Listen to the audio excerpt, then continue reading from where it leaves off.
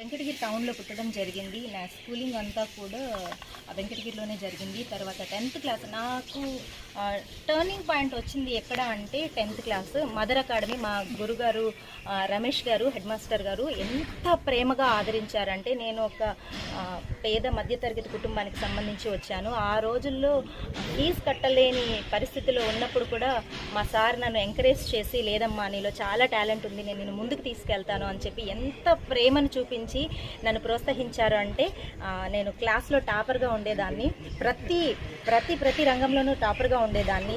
స్పోర్ట్స్లో కావచ్చు, గేమ్స్లో కావచ్చు, సింగింగ్లో కావచ్చు, ఇలా నన్ను ప్రతి దాంతోనే ఎంకరేజ్ చేశారు. ఖచ్చితంగా నీలో ఉన్న ప్రతిభ ఏ రోజుకైనా బయటకు వస్తుందని గుర్తించారు. 24 ఇయర్స్ తర్వాత నేను ఈ మధ్య గిన్నిస్ రికార్డ్ వచ్చిన తర్వాత కాల్ చేయడం జరిగింది మా రమేష్ సార్కి. గుర్తుపట్టరో అనుకున్నాను. గుర్తుపెట్టుకొని నిన్ను ఇంత ప్రేమగా చూసాము, మాకు నువ్వు ఎందుకు గుర్తుండవమ్మా అన్నారు. చాలా హ్యాపీగా అనిపించింది. ప్రతి సంవత్సరం వెంకటగిరిలో జరిగే పోలేరమ్మ జాతరకి ఖచ్చితంగా హాజరవుతాను. ఇక్కడే నా ఓటు హక్కు ఉంది. ఆ ఓటు హక్కును కూడా ప్రతిసారి ఇక్కడికే వచ్చి వినియోగించుకుంటూ ఉన్నాను. ఎందుకంటే ఎవరికైనా సరే కన్న తల్లి ఉన్న ఊరిని ఎప్పటికీ మర్చిపోలేము కదా. మా ఊరి యొక్క ప్రత్యేకతని, మా ఊరి యొక్క ఈ ప్రతిభని ఇలా పైకి తీసుకురావడం, నా వల్ల నేను మా ఊరిని మళ్ళీ ఇలా అందరికీ చెప్పుకునేలాగా రావడం అనేది నాకు చాలా గర్వంగా ఉంది.